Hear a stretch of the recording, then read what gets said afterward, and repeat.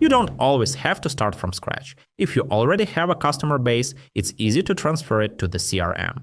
We'll now look at how to import and export contacts in SendPulse CRM. Let's begin with importing. We're on the contacts page and we'll click the import button. You'll see that you can upload a CSV or Excel file. Simply drag and drop your file or click to upload it. You can add a file containing up to 200,000 contacts. Of course, the fields for first name, last name, email, phone number, and other data should correspond to the columns in your file. If needed, you can also select separator, date format, and add tags or assign a manager.